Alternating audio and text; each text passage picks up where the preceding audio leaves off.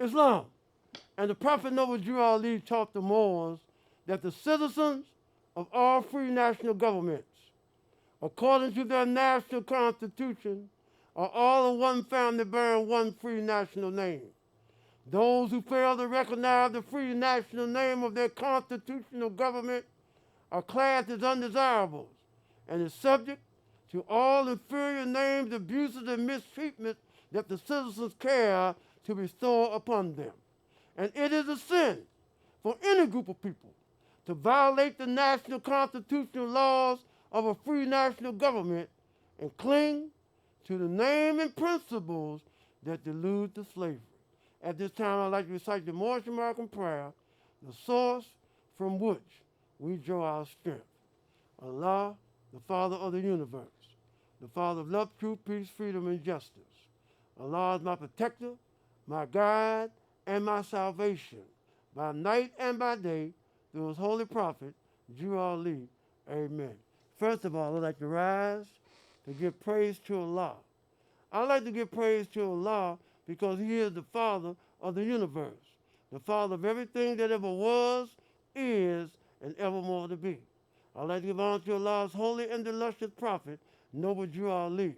I'd like to give honor to Prophet Noble Drew Ali because it was he who brought us our nationality and our divine creed.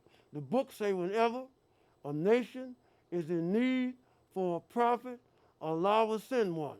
And he sent Noble Drew Ali with the methodology that saved us from the wrath of Allah. And he saved us from the wrath of Allah by teaching us to be ourselves. And they said, who are you? What are you? What is your nationality? And what is your name? And I'm so honored that we get all of this from the Moorish Science Temple of America Sunday School. I'd like to give honor to all literature pertaining to Islam in the Moorish Science Temple of America.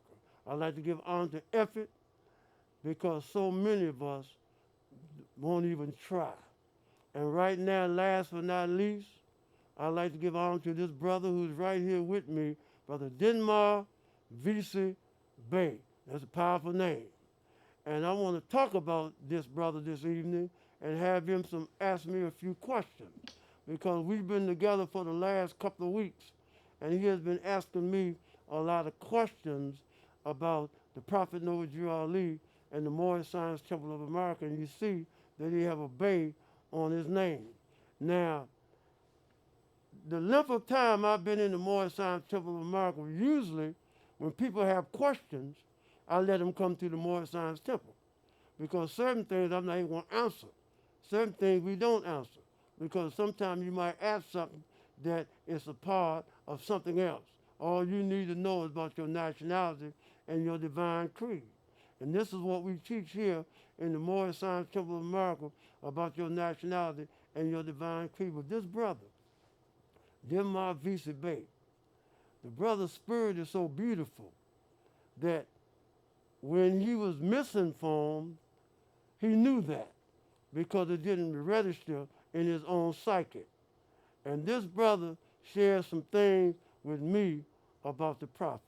But I'm going to let you know what motivated me to have this brother on the show, not only because of his beautiful spirit, but because there was a brother by the name of H.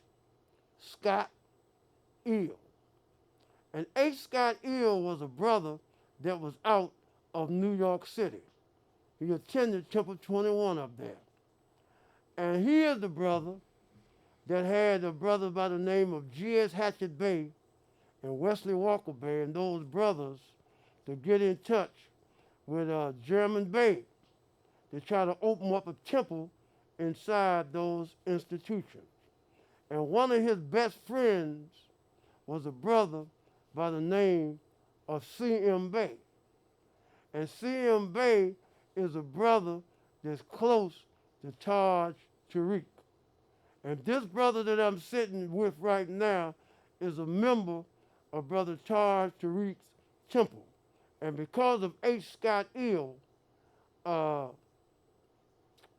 I'm having him here more so.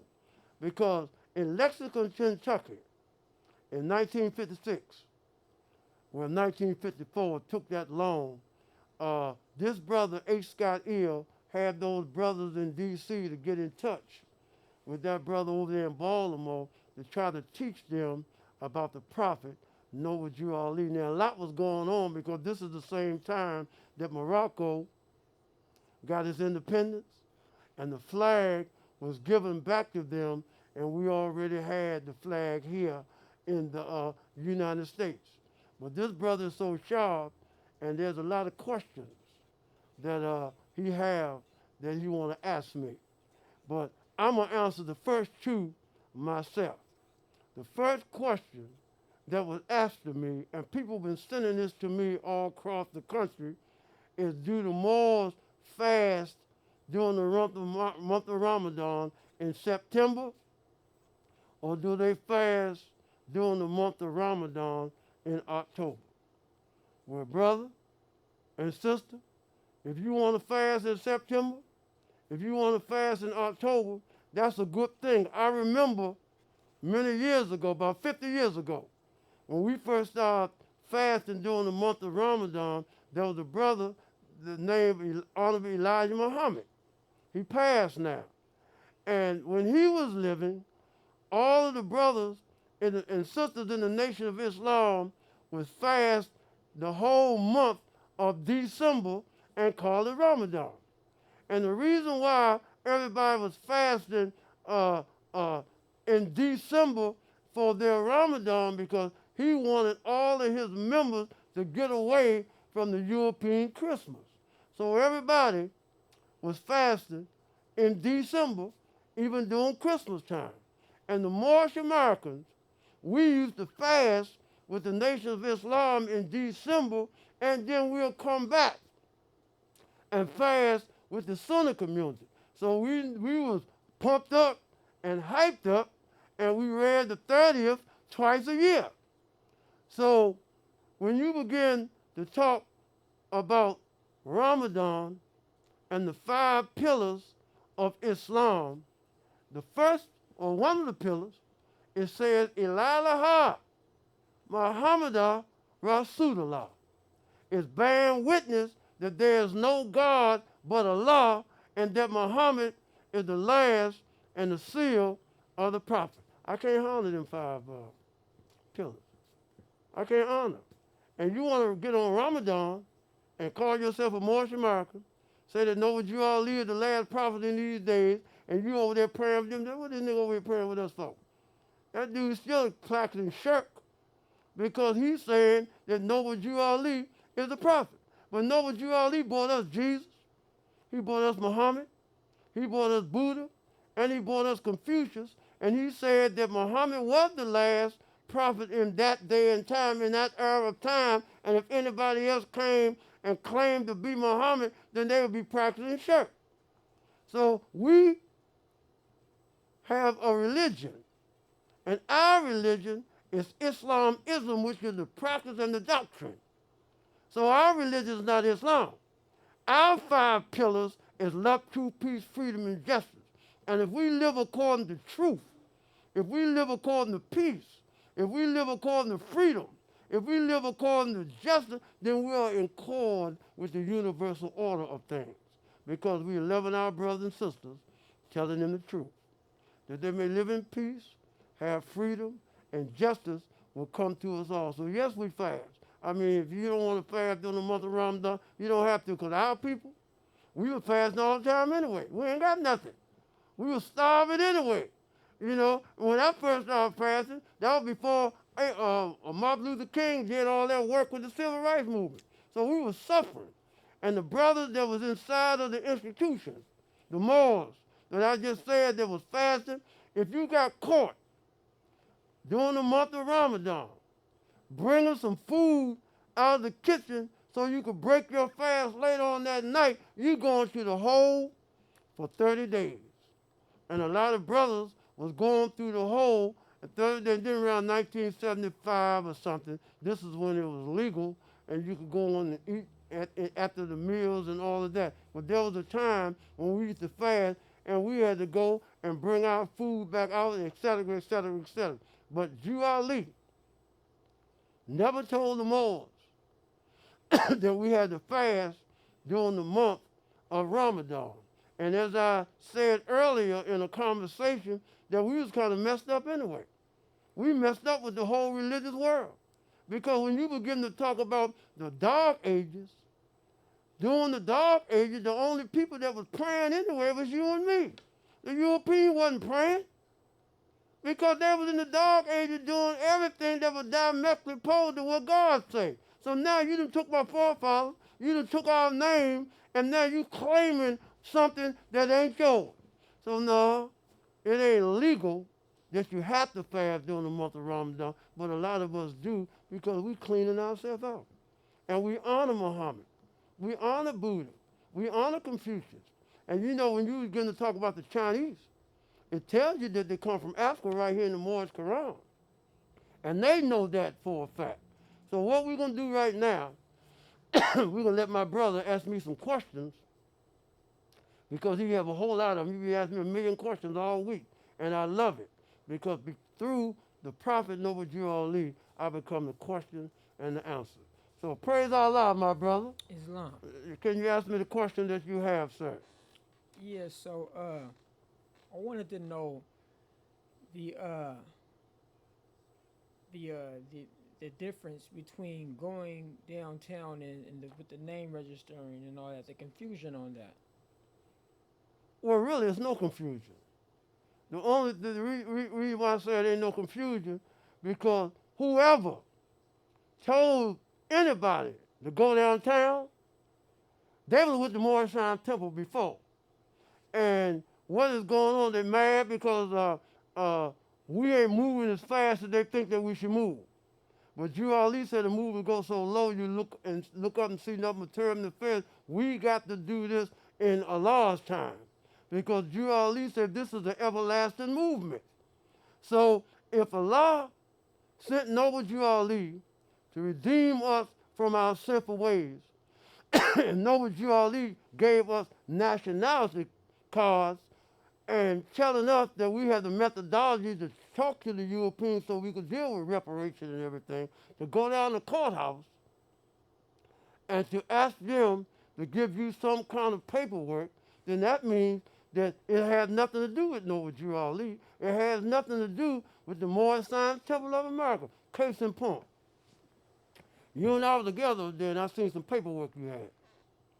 And it had the Moorish flag, then it had a red flag, and it looked like it had a tree or something in the middle, right? And that ain't had nothing to do with the Moorish Science Temple of America because Drew Ali bought us those two flags that behind them. But I looked at your paperwork, because I look at it, I do all that, and it said it had on there Moorish Science Temple of America. Ain't that what in there? Yeah. It says Moorish Science Temple of America, but you're going through the courthouse. This is not what Noble Drew Ali said. And Drew Ali said you better be careful because your own brothers and sisters will put you back into slavery. So anybody that go down to the courthouse, they're back into slavery. And whoever sent them to the courthouse, they are the slave master. And this is what Noble Drew Ali instructed them. That's why we all have nationality cards.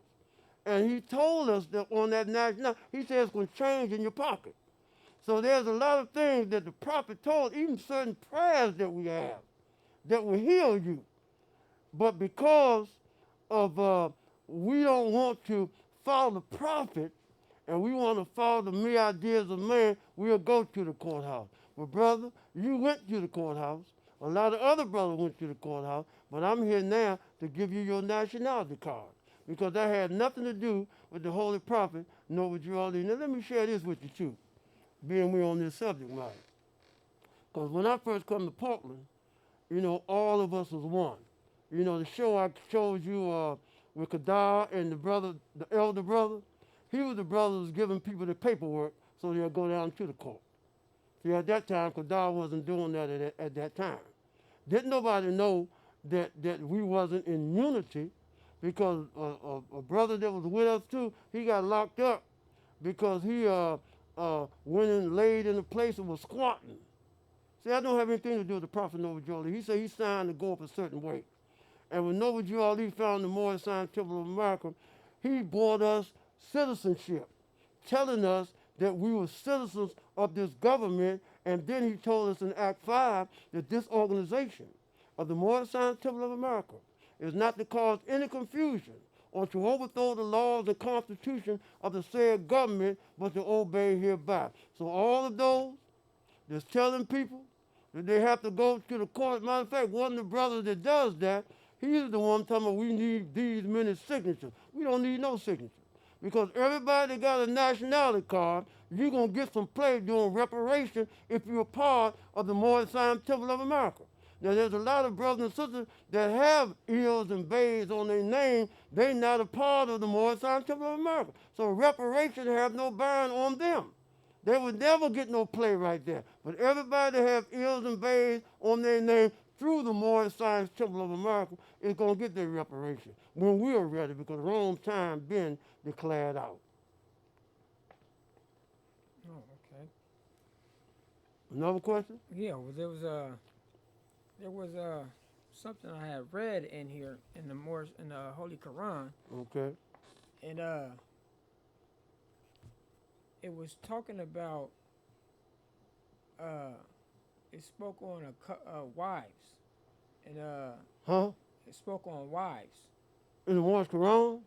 Yes. It ain't in mine. Where is it in yours? Let's see. Was it in?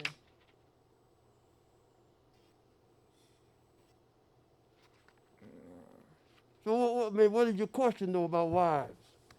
Because I know in the oral statement it was said that the prophet said that he have two wives, and one day that you be able to have two or more than you're able to take care of.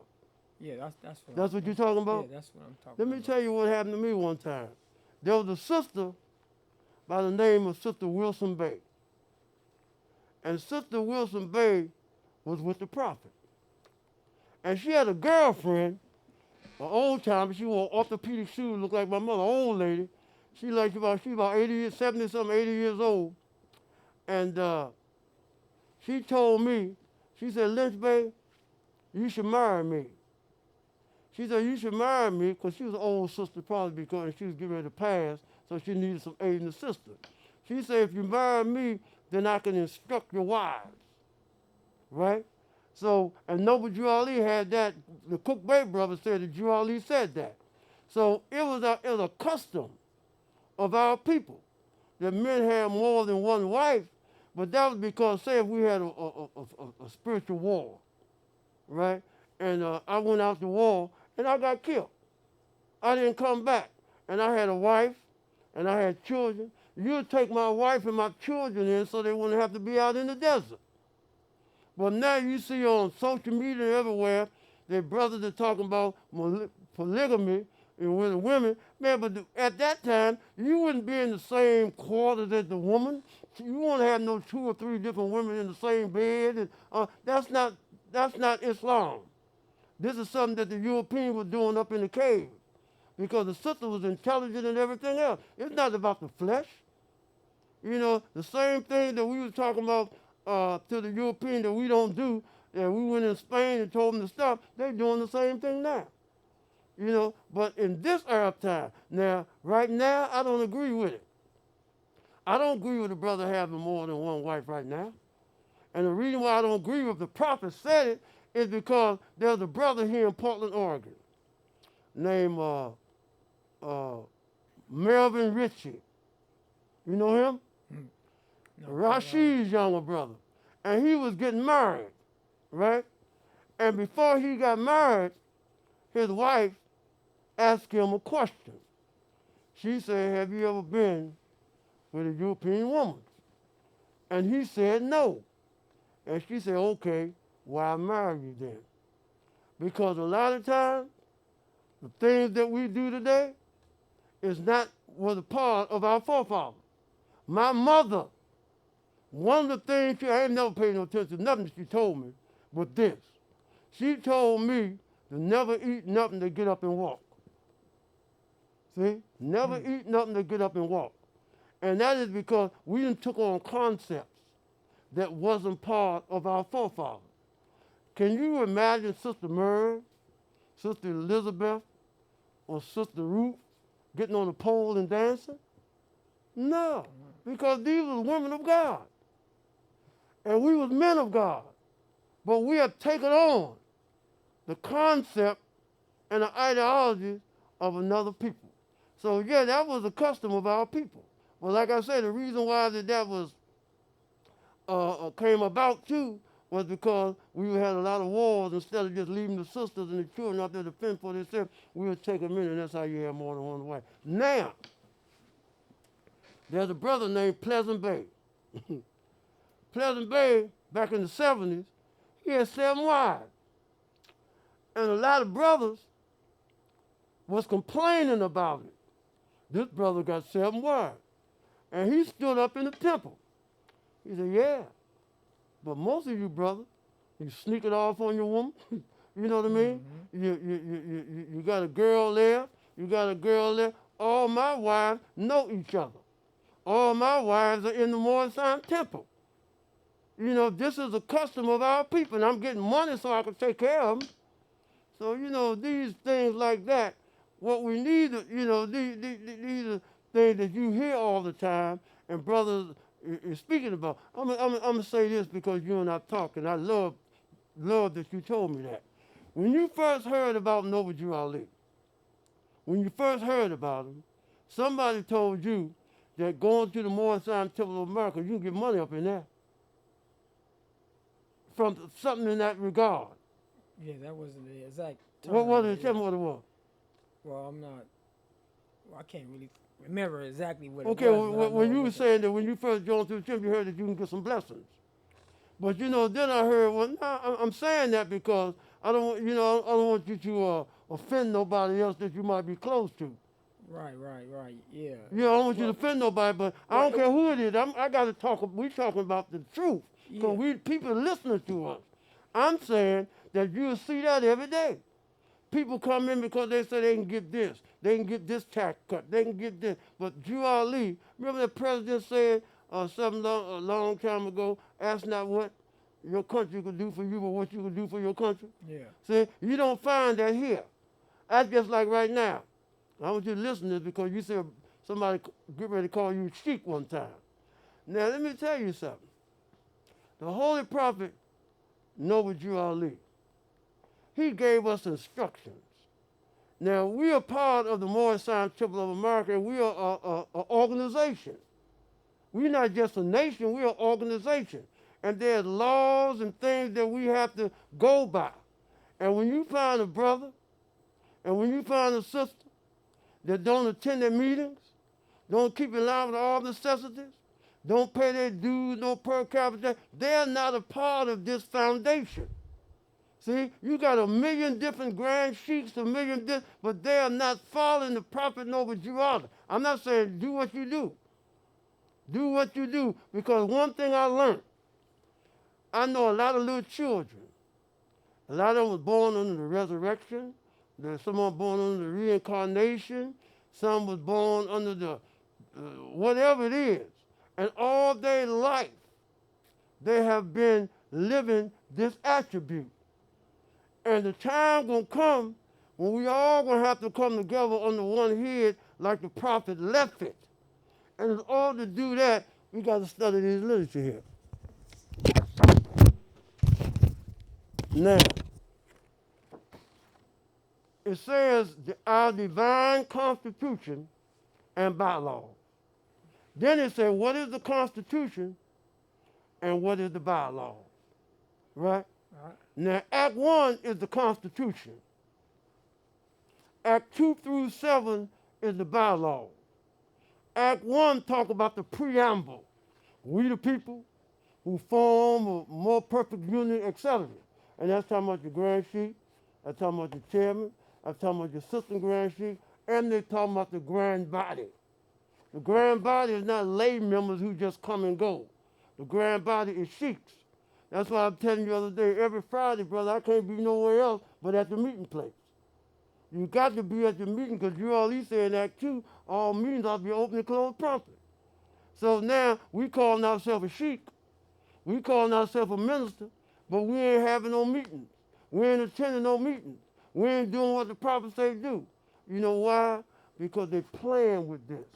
You all say, I've suffered much and severely in the past through misunderstanding of what the movement was dedicated to. But right now, you know all of that because I done gave you enough literature of the prophet Juali. I made sure you had a one-on-one. I made sure you had the Constitution. I made sure you had the additional law. I made sure that you have the prophet's law so you can look at it for yourself. See?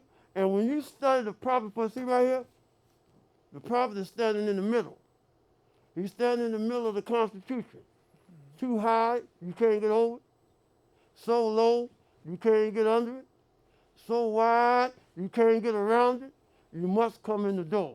So the only way you can come in through the door of the Moorish Temple of America is through Girardi. And he's standing at the door. And if you ain't living this Constitution and bylaws, even the Moorish American prayer, he's standing on. If you ain't living that, you can't call yourself a Moor. He said, many are called, a few are chosen. And he said, if you lose confidence in me. So if we ain't studying the divine Constitution and bylaws and the additional laws and the laws of the prophet, we done lost confidence. He said, if you lose confidence in me, turn in your card, button, cease wearing your turban affairs, and your name. Because I done had a lot of trouble. You come out the jump, my name is Brother Bey. Brother, I said, no, you're not, man. I said, you're not none of that. Give back to the prophet. If you don't want to follow the prophet and do what he say, give it back. So when brother go down to the courthouse and all that, that's disrespectful. He said, I've suffered much and severely in the past through misunderstanding of what the movement was dedicated to. But a brother like you, with the character like you can help carry this Moorish Temple of America here in Portland, Oregon, to a higher state. Because I know you're going to a meeting. You done seen that. You're going to a meeting, and you got a brother in there who took his paperwork, but his wife is a European. You seen that? Haven't you? Okay, no, don't get scared. I mean, I'm talking. I done did this before. So now you got, but you all these say, we as a clean and pure nation, descendants from the inhabitants of Africa, do not desire to amalgamate or marry into the family of the pale-skinned nations of Europe, neither serve the gods of their religion. So something wrong with that picture. I remember one time with a brother up here, he was with his wife, she's a European, and he was talking about the black coal or something, and she looked at him like she crazy. She probably, what is this dude talking about? She don't want to hear that, but you ain't got it for that. She fine if you like her. She's a European, the thing that she do to you. That's not a part of the Moorish Temple of America. Now, we have raised pride. We don't hate nobody. We learn to love instead of hate. But you have to worship under your own vine and fig tree. You know, when I was coming up, we had dogs, and what you would do is take the dog and give the dog gunpowder. And when you give the dog gunpowder, it's supposed to make it meaner. You remember that? Yeah. Also, I had a dog named Bullet, and my dog was a Sooner, because I don't know who he was, but if you had a dog back then that was a Great Dane or a German Shepherd, they would mix that dog with some dogs that wasn't the same breed that it was because you couldn't sell it, because the dog become a Sooner. Same thing in the human family. You can't mix the blood. Because when you mix your blood, then it changes some things in you. See? Because you got to understand that when you talk about the Portuguese, when you talk about the Dutch, when you talk about the French, when you talk about different nationalities, each one of them brings something different to the table. They have different characters, different qualities. So we hear a lot of different things, and you being a brother, a man of God, because we was talking about brothers that's in the temple, said, man, I ain't gonna wear no black face, I ain't gonna wear no white, no red face, because I'm an ex-Crip. And you jumped up and said, hey, man, I don't understand that. That's not right.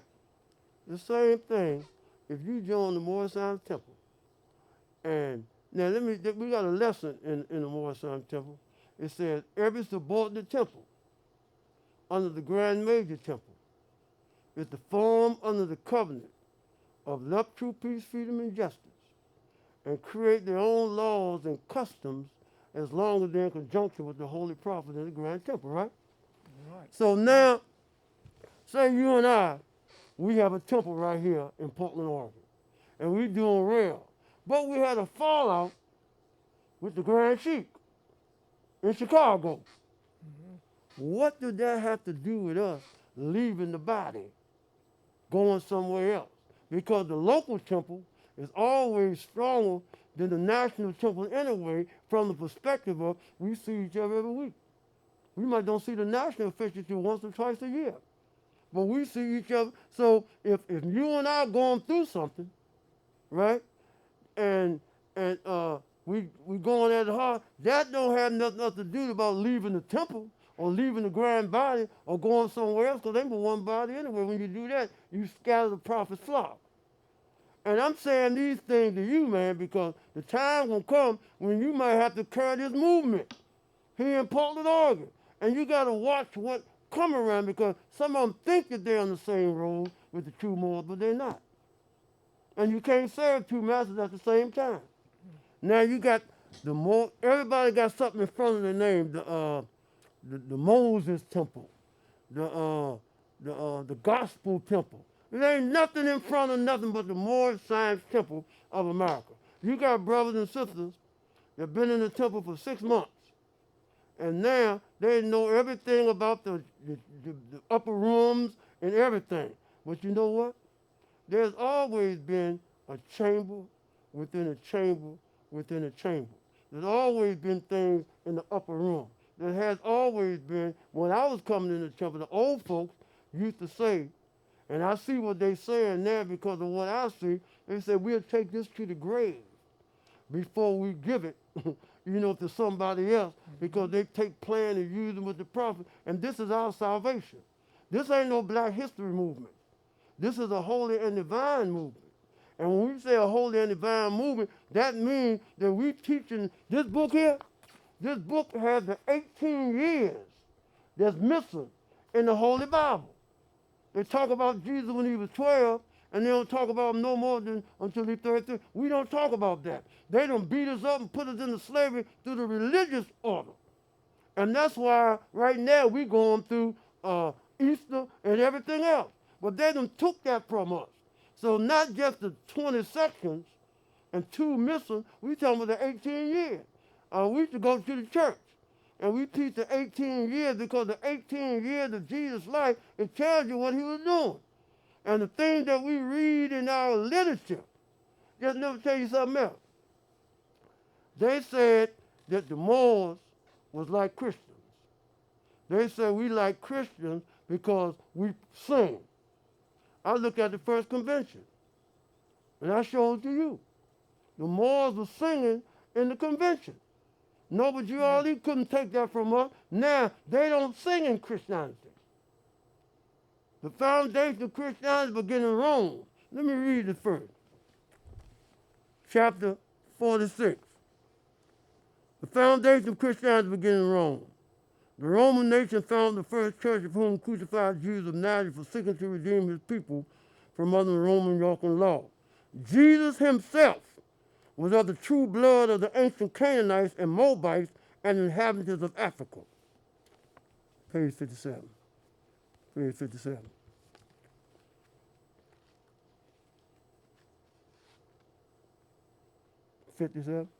You right there? What chapter you got? Yep, chapter 41. No, that ain't the same one. I'm reading 46. Page 57. 57, 43, 46. What chapter? Yeah, chapter 50. Let me read it then. It said, John the Baptist was the forerunner of Jesus in those days to stir up the nation and prepare them. See? And what we're talking about here is the foundation of Christianity. We say it began in Rome, right? And we say of the Roman nations that found the first church, of whom crucified Jesus. So they nailed Jesus on the cross. You know why? Because Jesus was telling them of a heavenly kingdom and not an earthly kingdom. See? So this is why they could. You ever heard of Zacharias? Yeah. Who was Zacharias? It's, Zacharias is John the Baptist's father. And the Roman soldiers were looking for John the Baptist. And they went into the temple when Zacharias was in there praying. And they say, Zach, where's your son John at? We want to see him. I mean, I don't know where my son at, but they knew that being that he was a part of the same brotherhood, he knew where his son was. They said, man, when we come back, if you don't tell us where your son John is, we're going to kill you right here in the temple. They came back a couple of days, and he didn't tell them where John was. They killed him right there in the temple. That's why chapter 4 says when John was 12, his mother died, and neighbors laid her body in the tomb near Zacharias, tomb near Zacharias. That was his father. But they killed him. That spirit, that diabolical spirit. So when you begin to talk about Christianity, they don't sing in Christianity. They don't sing in the Catholic Church. Now there was a guy by the name of Martin Luther. Martin Luther broke away from the Catholic Church. He broke away from the Catholic Church because they was talking about some things that he was opposed to, and one of them was homosexuality. And he left the Catholic Church and formed his own thing. That's where Martin Luther King got his name from. Martin Luther's mother named him after him. They changed his name. So Martin Luther left and formed his own thing, and his church is Lutheranism. And from Lutheranism came Baptist, Protestant, Methodist, Presbyterian, and a lot of our people is in that, so that's why they sing. Because our people are singing people. They sing to God. yeah. They have choirs. See? But when you begin to talk about the foundation of Christianity beginning in Rome, that's why we got Roman numbers. That's why we got Roman numbers in the Moorish Quran. Because Noah Juali want us to be ever mindful that we are still in Rome. I'm just giving you a little bit of it. We can get to the rest of it later. So let's go to something else. Yeah, so when it comes to voting, is it that, like, what are we voting for? You know, if things is not in our favor, that's how I see it. You know, unless it's our own kind. So when it comes to voting, Well, first of all, we're talking about voting. And in the time of the prophet, when the prophet was on the scene, he had thousands and thousands of members to vote for a particular candidate and put him in the office. What's that brother's name? Dupree, and all them kind of brothers. So right now, if we could put you in the office, you have the qualifications, you have the skills, we could vote and put you in office because when Drew Ali had the Moors voting back in 28, guess what? The Negro, colored, and black couldn't vote. They couldn't vote because they wasn't citizens. They had no right that the citizens was bound to respect. So the Moors been voting since the time of the prophet. And then we're citizens. We could put people in the office and work on our issues. Just like that sister that just got that judgeship or Supreme Court or whatever it is, because of her inner self, she gonna go with the law. That's why people been quoting, they should put Obama on there. Even though they did that, they're gonna live the law like they're supposed to. So yeah, Noah Ali told them all to vote. It's in your literature. It's in the literature that we voted. He had the temples in Chicago, 10, 20,000 people to vote for certain candidates, and they would put them in the office. And this is citizenship.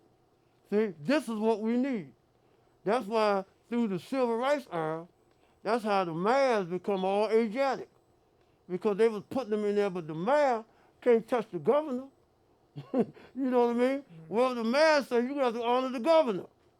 So what it is, Mo, and I had to go through it. Citizenship, meaning that you're part of this government, but we have no rights that the citizens bound to respect. All they want to give us is civil rights, which is a non-political issue.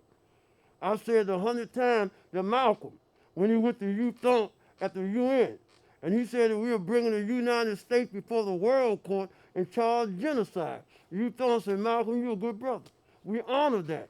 But in order to take the United States before the World Court, you must represent a nation. We already have a representative for the United States. What nation do you represent? He said, I represent the black man. Now, when our people start calling ourselves black or call yourself people of color, you are separating us from the law. See, because the law is nationality is the order of the day. The books say that everybody is entitled to a nationality because everyone have one. Everybody on earth have a geographical location on which we can trace ourselves back. And brother sounds so good, but if you study what the prophet said, when you look right here, look at this chapter here, all back here. All back here, brother. Let's start right here. Chapter 45, 46, 47, and 48. Drew Ali bought that. The rest of this is known as the acoustic records. And because they had something called the Rosicrucian Society. You ever heard of them? The Rosicrucian Society was a mystic Shriners organization. And they are the ones that took Drew Ali religion. They took the Holy Quran, and they took a book called Under D.I. Grant and a book called the Quran Gospel. And they were going to lock down the whole Jesus story. And we wouldn't have had nothing coming. But Allah sent Drew Ali to bring us the Moorish Holy Quran, and when he did that, then their testimony was proven false because they were not able to do that because what they wanted to do and get rid of was this what Drew Ali brought up. And Allah said, look at the dates. If you look at the dates of the Until Grial Grant, look at the dates of Quran Gospel, and look at the date of the Moorish Holy Quran, because this Moorish Holy Quran, we was in 1927. Did you see that in there? Yeah. Drew Ali came first with the Holy Quran of Mecca. He said, Rome, you got me 2,000 years ago, but I got you today, and then he put the Moorish Holy Quran on it. So when Drew Ali went to that conference that they had in 1928, when he came back, right, they got a place in New York, in New Jersey called Ellis Island. Ellis Island, look it up. And when Drew Ali came back from that trip, they was there waiting on him. Said, where's that? Well, they knew that he had something. He says, right here. Here it is right here. That's why people back in the day had to learn the Holy Quran, had to learn these lists, because if something transpired and they took this and took it away from them, you could put it back on paper through this. So brother, follow the prophet. And this is what I'm trying to do. Brother asked me why I haven't been, a lot of brothers I know, for 10 years they were this group. Another 10 years they were that group. And they keep moving around. I'm not going nowhere. You got to watch where you come in at. You got to watch when you come in the door, because there's a lot of things that transpire that's not of the Prophet Noah Ali. And he said, I've suffered much through misunderstanding of what the movement was dedicated to. And it is a sin for any group of people to violate the national constitutional laws of a free national government and cling to the name and principles that delude to slavery, the names and principles that are unconstitutional. He said, if Italians, Greeks, Turks, and Arabians are forced to proclaim their free national name before the constitutional government of the United States, it is no more than right that the citizens, it is no more than right that the law be enforced upon all citizens alike.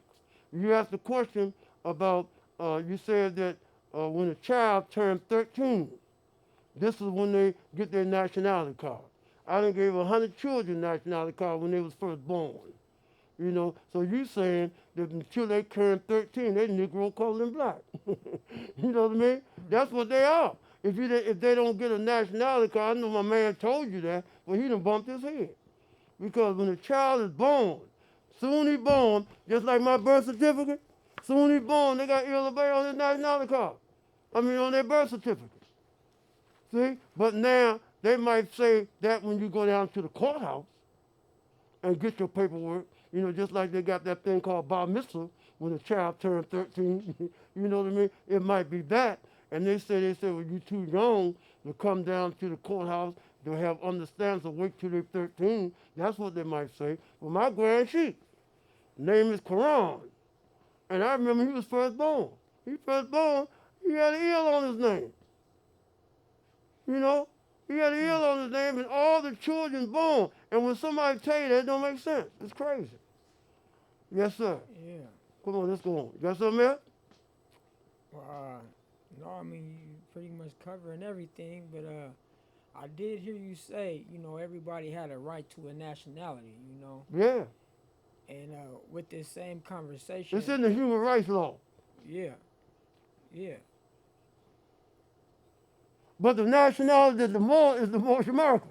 You're entitled to your nationality. Right, yeah. Yeah, because in order for us to deal with this European, to deal with the government, to deal with reparation.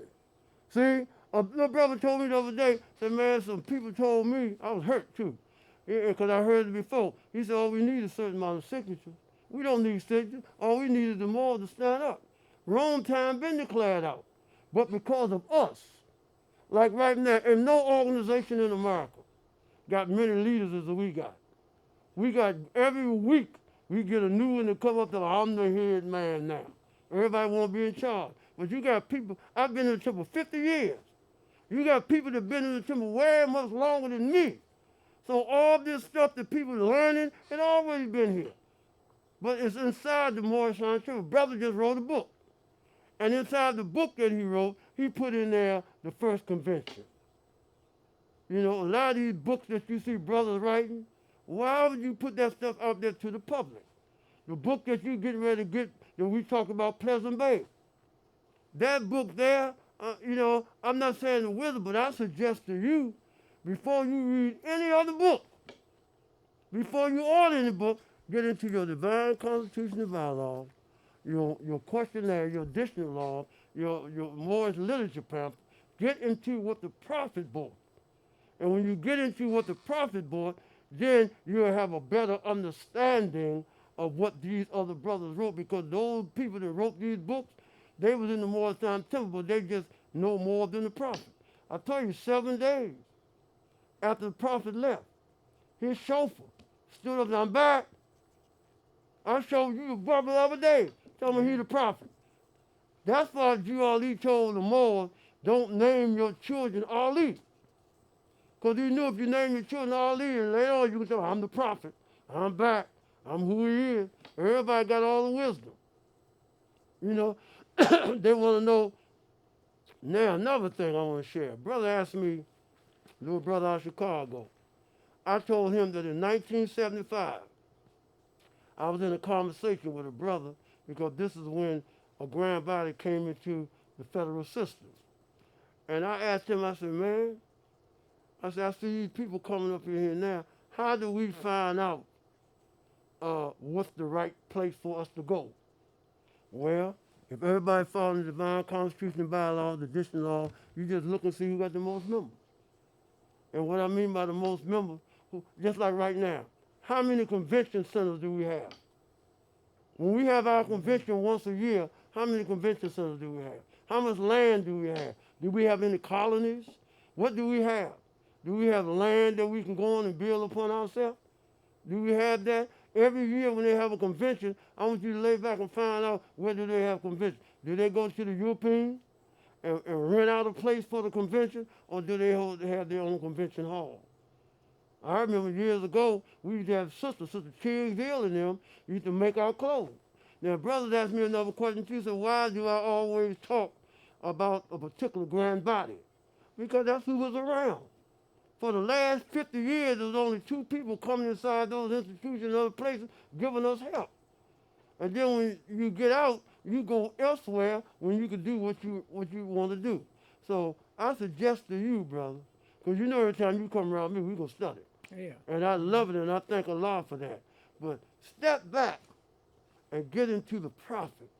for yourself. Study him for yourself.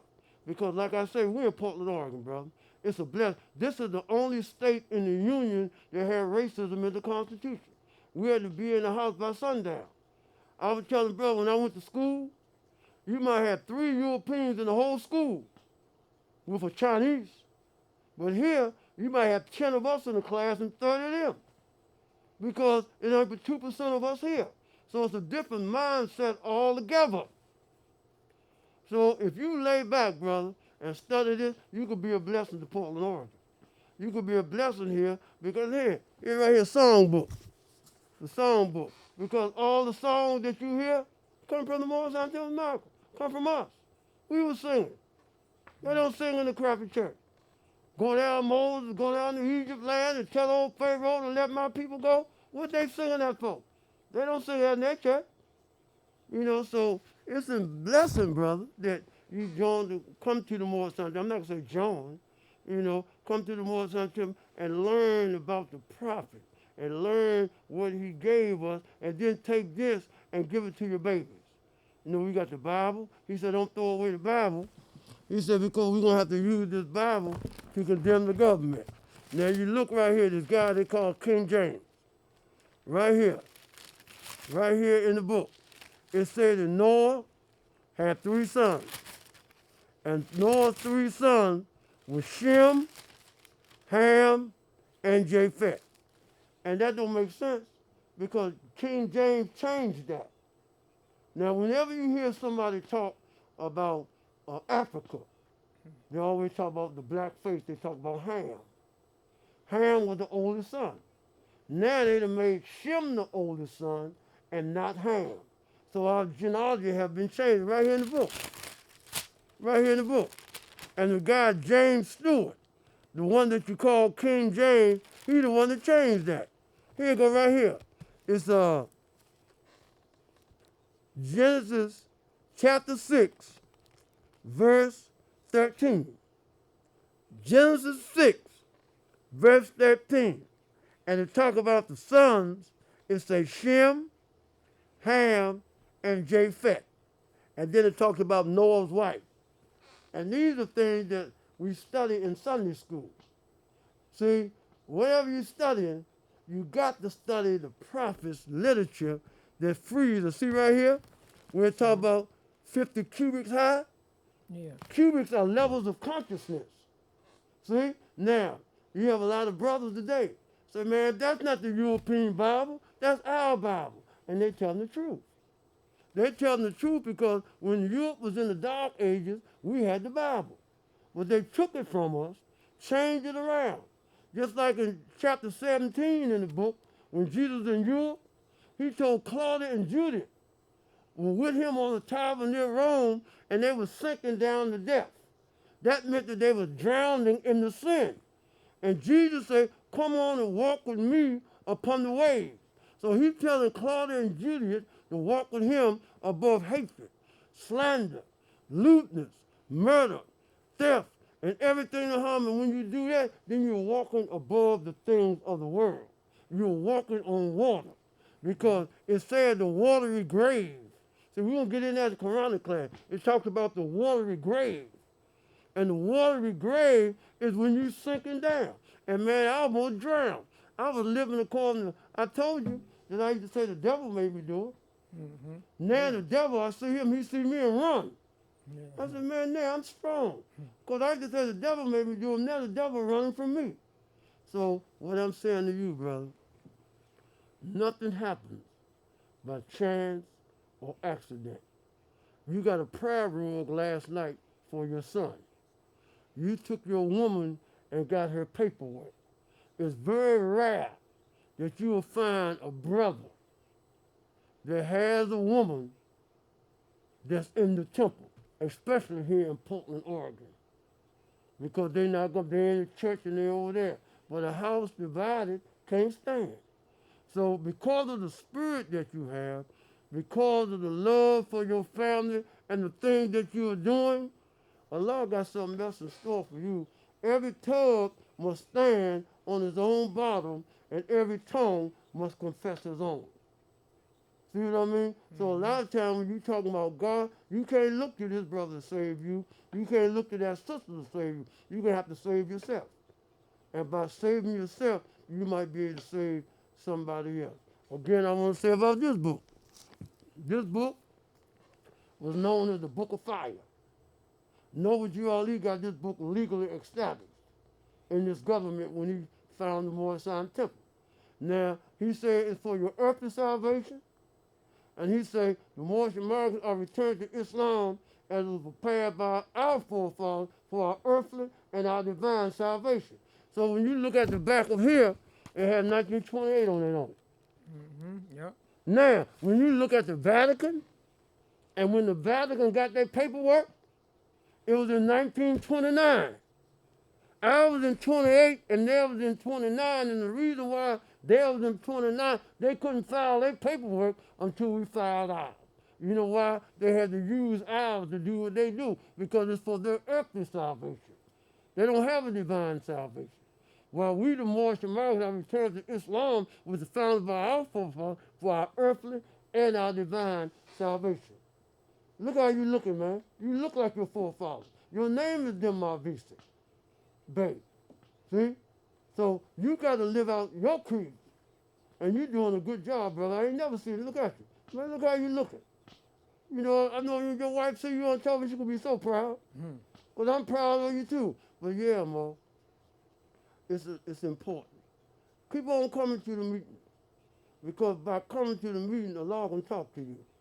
This book is also known as the Book of the Seven Seals. The nun was able to open and read from its sacred pages the messages of purity and love. Everybody don't know how to look at here. I told you also that whenever you read the Quran, the first thing you do is look at up front, the top of it, and that'll tell you what it's about. Right here, chapter 6, Life and Works of Jesus in India among the Muslims. See? As Jesus again teaching the thing, just like you taught the lesson the other day. When you and I were talking about the Moorish American prayer. Yeah. And I asked you what was salvation. And man, you said it so beautifully, I had to jump up. You said salvation was a ladder reaching from the heart of Allah to the heart of man, and it had 3 steps. And you said belief is first. This is what man thinks perhaps is true. Faith is next. This is what man knows is the truth. But fruition is the last. This is man himself the truth. Remember that? But people will read the Moorish American prayer, and when they say salvation, you say, what is salvation? But when you're talking about salvation, you're talking about yourself now. You're talking about belief. Well, belief is what man thinks perhaps is true. Faith is what man knows is true. And when I see you every day, you remind me of fruition. Because fruition is man himself the truth.